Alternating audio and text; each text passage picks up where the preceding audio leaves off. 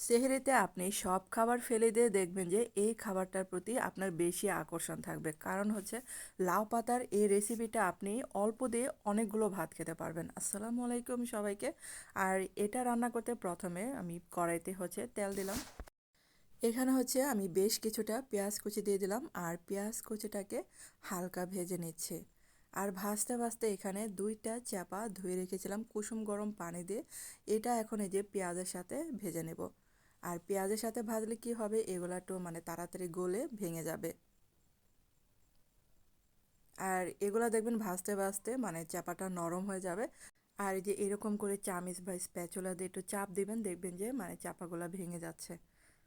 আর এটার মধ্যে এখন দিয়ে দিলাম হলুদের গুঁড়া পরিমাণ মতো আর কি, তারপর হচ্ছে ধনে গুঁড়া দিলাম আর দিলাম মরিচের গুঁড়া। এটা একটু ঝাল ঝাল খেতে আমার কাছে বেশি ভালো লাগে। তারপর হচ্ছে এখন এই যে আমি লবণ দিলাম স্বাদ মতো, আর এই যে 2-3টা রসুন কোয়া এরকম কেটে রেখেছি সেটা দিয়ে দিলাম। আর মশলাটা কষানোর জন্য একটু পরিমাণে পানি দিলাম।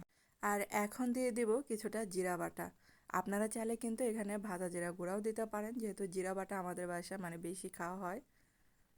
আর এই মশলাটা ভালো করে কষিয়ে নিতে হবে। তারপর হচ্ছে কিছুটা লাউ পাতা কুচানো দিয়ে দিলাম। আর আপনারা চাইলে কিন্তু লাউ পাতার পরিবর্তে এখানে পুঁই শাকের পাতাও দিতে পারেন। আর সামান্য একটু পানি দিলাম, বেশি কিন্তু পানি দেওয়া যাবে না, কারণ হচ্ছে লাউ পাতা থেকে কিন্তু অনেকটা পানি ছেড়ে দেবে। তারপর হচ্ছে ঢাকনা দিয়ে ঢেকে দিলাম। আর এই যে দেখেন লাউ পাতাটা মিলিয়ে একদম মানে পানি আরও ডাবল ছেড়েছে। আর এখন হচ্ছে একদমই ঢাকনা দেওয়া যাবে না। তারপর হচ্ছে কিছুটা আস্ত কাঁচামরিচ দিয়ে দিলাম। আর কাঁচামরিচের ফ্লেভারটা অনেক ভালো লাগবে। আর অবশ্যই দিবেন, যারা ঝাল খেতে পছন্দ করেন তারা কিন্তু এইভাবে দিতে পারেন। আর এটা এখন অনবরত নাড়তে হবে যে পর্যন্ত পানিটা একদমই শুকিয়ে না গেছে। আর এই একটা খাবার দিয়ে আপনি কিন্তু সেহরিতে একদম তৃপ্তি সহকারে ভাত খেতে পারবেন।